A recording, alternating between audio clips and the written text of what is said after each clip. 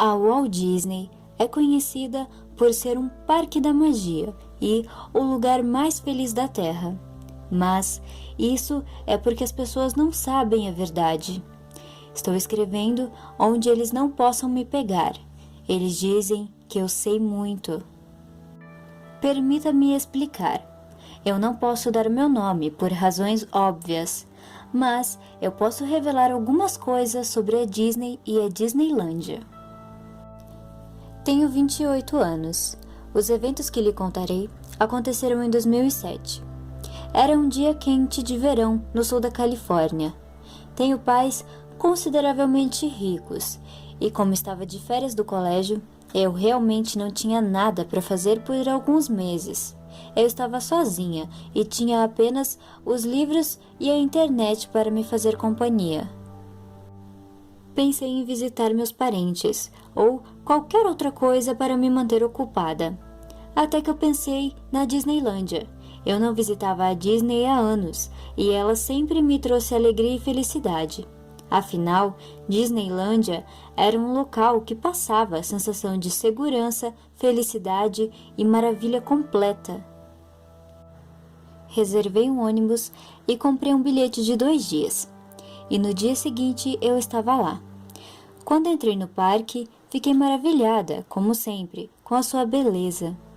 Naquele dia, haviam cerca de 500 pessoas no parque, com exceção dos empregados. Sem o riso das crianças, o lugar parecia estar desligado, o que era estranho, pois era verão. O primeiro brinquedo que eu fui foi o Piratas do Caribe.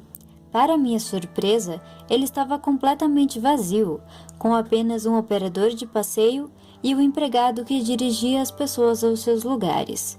O passeio começou. Eu estava realmente assustada com a escuridão e as vozes que ecoam dos animatronics. Em um ponto, ele ficou tão quieto que eu podia literalmente ouvir as engrenagens. Mas, por mais de uma vez, pude jurar que vi alguém me observando. Depois de andar em vários brinquedos vazios e vendo aproximadamente apenas 12 turistas, eu decidi ir para o Clube 33. O Clube 33 é um pequeno restaurante-café que foi um dos primeiros edifícios a serem construídos na Disneylândia. Walt Disney supostamente fora um membro Illuminati e era conhecido por colocar mensagens subliminares em seus cartoons. 33 era um código usado para os maçons, que muitas pessoas não sabem, no início dos anos 50. Eu entrei no restaurante e, como o restante do parque, também estava vazio. Eu vi uma pequena porta atrás do balcão, com cerca de 4,5 pés de altura. Eu sempre fui do tipo curiosa, e para facilitar, havia uma chave em cima do balcão. Não aguentei e tive de ver onde aquilo iria dar.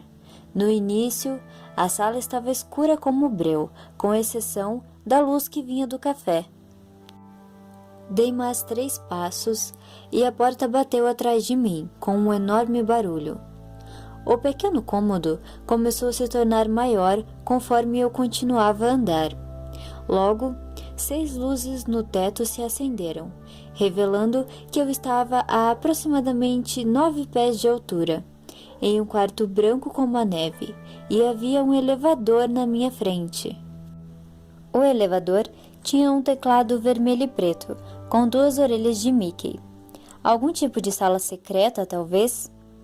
Abaixo do teclado era ouro puro, com as letras em prata onde se lia: Pratica ao homem como eles nos deram. Maçons do livro Somos Irmãos. Coloquei meu dedo no teclado e senti que o botão do número 3 era o único meio viscoso, com uma textura esponjosa. Apertei o 3 e pressionei Enter. O elevador fez um som grave quando se abriu, e uma voz quase inaudível veio a partir da base do elevador dizendo: Bem-vindo de volta, Wall. O elevador apresentava muita tecnologia para a década de 50, a menos que tivesse sido feito recentemente. Eu entrei no elevador e as luzes do teto da sala desligaram instantaneamente. Depois de 1 minuto, cheguei ao destino do elevador. Era um lugar totalmente escuro. Quando meus olhos se acostumaram à escuridão, pude ver que haviam lâmpadas de teto. Procurei o interruptor até encontrar atrás de uma pequena mesa. Quando as luzes acenderam totalmente, olhei ao redor. Parecia ser um escritório, e ao lado esquerdo havia um cofre de prata que estava aberto. Eu inspecionei a mesa primeiro. Estava vazia e empoeirada. Sobre ela havia apenas uma fita VHS, que tinha um título rabiscado às pressas, algo como Suicide Mouse, e estava revestida por uma camada de poeira. Além disso, a placa de identificação intitulada Walt Disney estava destruída. Era um título estranho para a Disney, mas eu ignorei.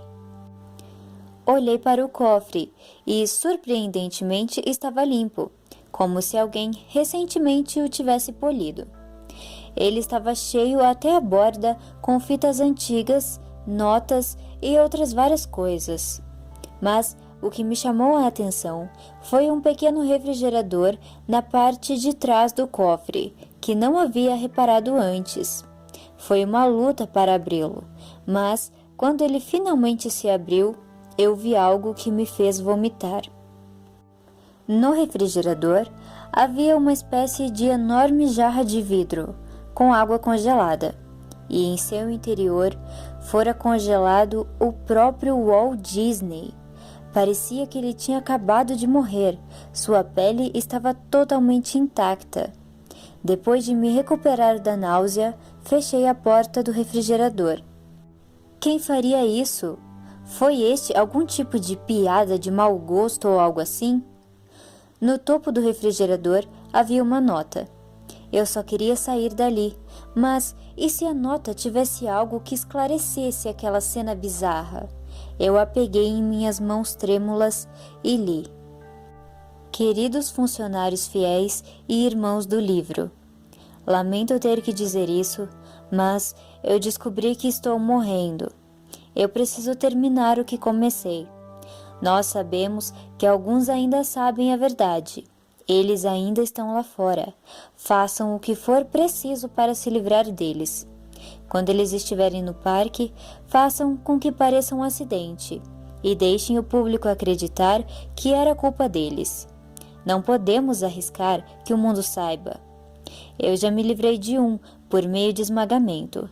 Eu confio em vocês. Certifiquem-se de que todos eles serão silenciados para sempre. Assinado Walt Disney. Ele estava, obviamente, referindo-se à morte de um garoto de 17 anos na década de 1960, em que o relatório da polícia descreveu ser esmagado até a morte pelo motor de uma atração antiga. Ele aparentemente caiu fora do primeiro carro. Ele teria descoberto o que os maçons estavam fazendo? O que estava acontecendo? O que era tão importante sobre o envolvimento de Walt com os maçons? O que eles estavam planejando? Eu corri de volta para o elevador e voltei ao Clube 33, que ainda estava vazio. Corri para fora e fui surpreendida pela segurança da Disney. Um guarda agarrou os meus braços e começou a me arrastar para uma cabine de segurança secreta. Neste ponto, eu estava apavorada. A única coisa que pensei em fazer foi morder o seu braço. Eu o mordi com toda a minha força e ele acabou me deixando escapar. Corri sem nem mesmo olhar para trás. Ouvi vagamente os guardas pedirem reforço e que um certo alguém havia descoberto a verdade.